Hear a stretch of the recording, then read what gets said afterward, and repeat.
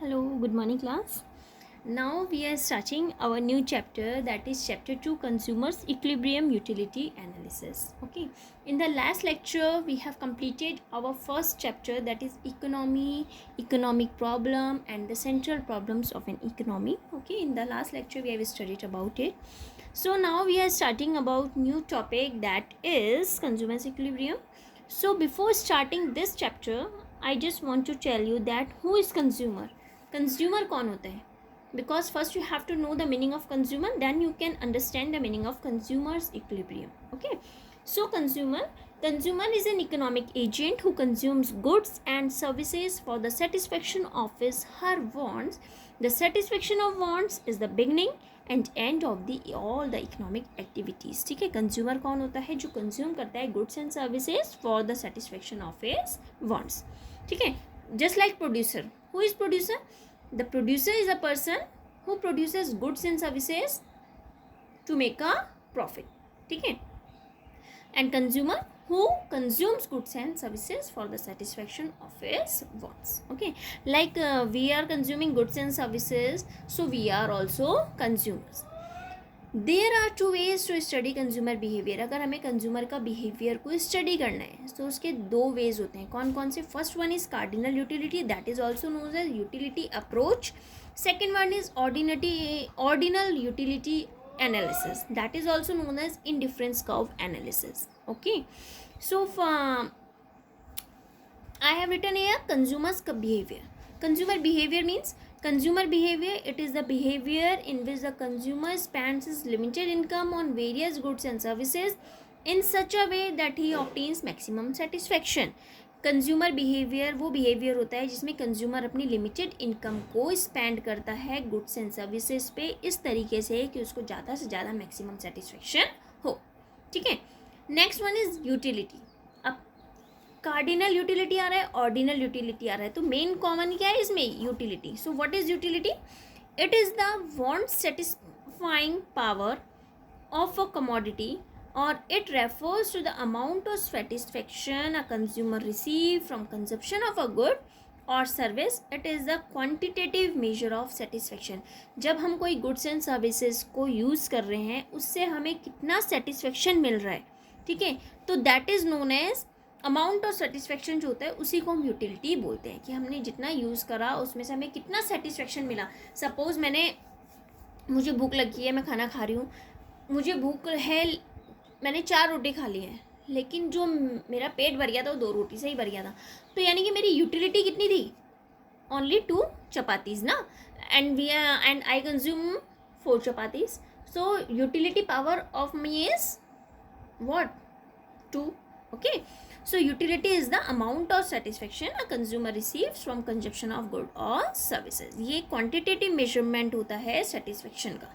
Okay, now next one is, ठीक है, I just told you what is utility. So now what are the features and what are the characteristics of utility? Utility की क्या characteristics होती हैं, क्या features होते हैं. ठीक है, utility के देखो features क्या क्या होते हैं. Utility depends upon intensity of want. Intensity मतलब urgency. Utility depend करता है कि जो हमारी wants हैं, desires हैं, वो कितनी urgent है. ठीक है. Second one is utility is subjective. Subjective means it varies from person to person. ऐसा नहीं है कि अगर मैं 2 रोटी खा रही हूँ तो दूसरा पर्सन जो होगा वो भी 2 रोटी खा रहा होगा. ठीक है, वो 3 खा सकता है, 4 खा सकता है, जितने भी खा सकते हैं. So utility is subjective, that is it varies from person to person. It is relative, that is it keeps changing from place or time. मतलब रिलेटिव मीन्स अगर यूटिलिटी डिपेंड्स करता है प्लेस और टाइम पे. ठीक है, ये change होता रह सकता है, वेरी हो सकता रहता है जगह और टाइम के साथ साथ. ठीक है, एक ही नहीं रहता. जैसे छोटा बच्चा है, बहुत अगर वो 7-8 ईयर्स का है तो वो 1 रोटी खाएगा, 2 रोटी खाएगा. उससे बड़ा होगा तो उसकी और यूटिलिटी पावर बढ़ती रहती है. टाइम के साथ, जगह के साथ में सब चीज़ चेंज होती रहती है. Second one is it is measurable. Measurable means जैसे मैंने अभी आपको बताया, कार्डिनल यूटिलिटी एनालिसिस और ऑर्डिनल यूटिलिटी एनालिसिस. इसको हम मेजर कर सकते हैं कैसे? 2 तरीके होते हैं इसके. एक होता है cardinal utility analysis, second one is ordinal utility analysis. ठीक है, कार्डिनल मीन्स होता है नंबर्स आपने पता होगा ना, कार्डिनल नंबर्स जैसे 1 2 3 4 0 एट्सेट्रा, ठीक है। तो जब इसको हम मेजर करते हैं क्वांटिटेटिव टर्म्स में, quantitative terms means 1 2 3 4 etcetera, so that is cardinal. Ordinal, ordinal का मतलब होता है qualitative, cardinal means quantitative, quantity जब हम नंबर्स में बात करते हैं, ठीक है। So it measures utility in quantitative measures like 1 2 3 etc. It is given by Marshall and its units are also called utils. Ordinal utility analysis, it measures utility in qualitative terms like first preference. एक होता है cardinal, cardinal में क्या होता है कि हम quantitative terms में अपनी यूटिलिटी को मेजर कर रहे हैं कि भाई मैंने कितनी चीज़ यूज़ करी, क्वांटिटेटिव में बता रही हूँ कि 1 kg है, 2 kg है, 1 चपाती है, 2 चपाती है, ठीक है। That is called cardinal utility analysis. जो कार्डिनल यूटिलिटी एनालिसिस है वो किसने दिए, मार्शल ने दिए, और उसकी यूनिट्स होती हैं यूटिल्स। ऑर्डिनल यूटिलिटी एनालिसिस जो है क्वालिटेटिव में होती हैं, क्वांटिटेटिव नहीं होती हैं, क्वालिटेटिव होती हैं। जैसे डिपेंड करता है फर्स्ट प्रेफरेंस, ठीक है। तो ये चीज़ें हमारी, ये किसने दिए, हिक्स एंड एलन ने। So these are measurable, these are the types of utility, cardinal utility, ordinal utility, मतलब मेजर करने के जो तरीके हैं, these are the 2 methods for measuring the utility. Okay, now next one is types of utility. Utility are of 2 types, that is total utility, second one is marginal utility. Total means sum of marginal. The word marginal means additional or extra, as I told you in the last chapter also. The word marginal means additional or extra. So total utility and marginal. Total utility क्या होता है? It is the sum total of utility derived from the consumption of all the units of a commodity. जब मैं सबकी बात कर रही होती हूँ, क्योंकि जैसे सपोज मैं कह रही हूँ मैंने 10 यूटिल्स किए हैं कंज्यूम, 9 यूटिल्स किए हैं, 7 यूटिल्स किए हैं, तो मेरा टी कितना होगा, इसमें सबको प्लस कर दो, 10 + 9 + 7, तो कितना होगा, 19 + 7 is 26 utils. Okay, so total satisfaction a consumer derives from consumption of a certain amount of commodity, that is called total utility, ठीक है। total utility का फॉर्मूला होता है sum of marginal, जब marginal utility को सबको प्लस कर दो, ये सिग्मा मीन्स होता है सम, ठीक है। और ये हो सकता है कि mu1 + mu, जैसे मैंने इसमें किया, सबको अलग अलग प्लस कर दिया, ठीक है। Next one is marginal utility. Marginal utility क्या होता है, an addition, because the word marginal means addition.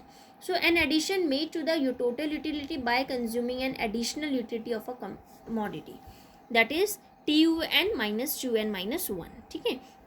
तो 2n, जैसे सपोज मेरा ये है, तो 2n मैंने एक निकाला TU, ठीक है। आगे इसका फॉर्मूला एक एग्जांपल देके समझाऊंगी, ऐसे आपको इसमें समझ में नहीं आएगा। तो फॉर्मूला ये होता है, ठीक है, इजीली आपको वे में मैं मेथड एग्जांपल देके समझाऊंगी। सो ये क्या होता है आपका, जैसे सपोज मैंने बोला कि एक कमोडिटी है, उसको मैंने 105 सेटिस्फेक्शन मेरा यूटिल्स उसका सेटिस्फेक्शन है, उसमें एडिशनल मेरा है ये 105 है, और इससे पहले वाली मेरी थी 100, तो मेरा एडिशन कितना हुआ है इसमें, 105 में से 100 को माइनस कर दो, नीचे वाले से ऊपर को माइनस करो, दैट इज 5 यूटिल्स, ठीक है। नेक्स्ट वन इज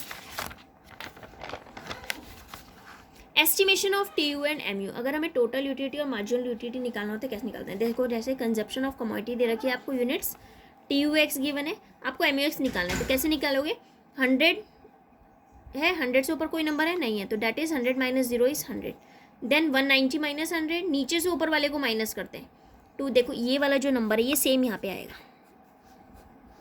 और इससे आपने ऊपर वाले नंबर को माइनस करना है, सेम नंबर लिखा है यहाँ पे, सेम है। उसके बाद इससे ऊपर वाले को माइनस करोगे, कुछ नहीं है, 0, फिर ये ऊपर वाला माइनस किया, दीज आर दी नंबर। अगर सपोज आपको MU दिया रहता है, आपको TU निकालना है, ये क्या है, commodity X, total utility of commodity X, MUX मतलब marginal utility of commodity X। अगर आपको MU दिया रहता है, आपको टोटल निकालना होता, तो ये तो 100 ही है, इसमें नीचे नीचे प्लस करते, 100 + 90 190, 190 + 80 270, 270 + 70 340, 340 + 60 400, ठीक है। तो ऐसे करके निकलता है। सेकंड देखो एक और example, quantity is given TU is given, you have to find MU. मैंने आपको बोला सेम नंबर पहले कॉपी करो. 0 है यहाँ पे, कोई 0 से 0 जाएगा, डैश कर दो. हमें नंबर ही नहीं पता 0 में से क्या माइनस करोगे, we don't know. So copy these number same as it is. Okay, this is the method.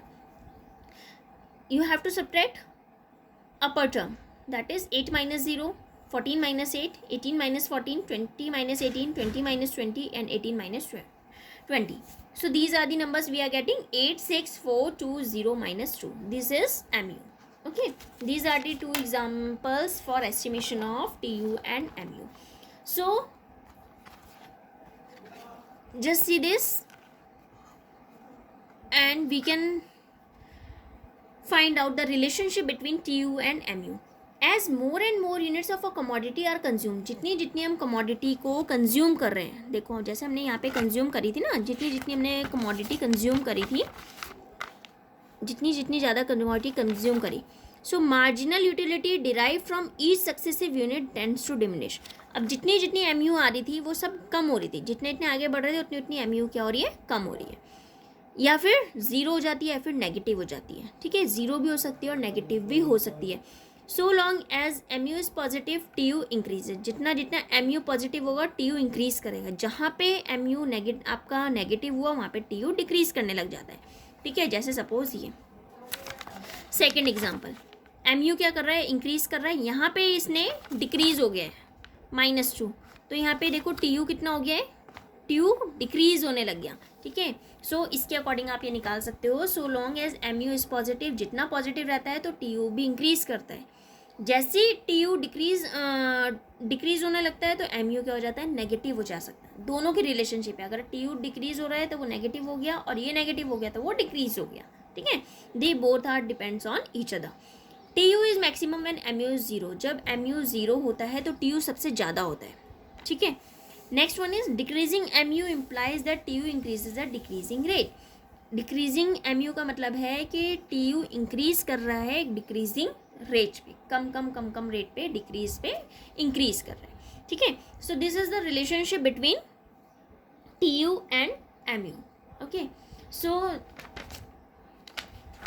we have completed this topic. Now we will start our new topic, that is law of diminishing marginal utility analysis and consumers equilibrium. ठीक है, दोनों में relationship क्या होती है. We will start this topic in our next lecture. You have to do these notes in your fair notebook also, and home assignment I will give you numerical based on this, that is estimation of TU and MU. This is very easy. Okay, you have to copy these notes also in your fair notebook. Okay, thank you.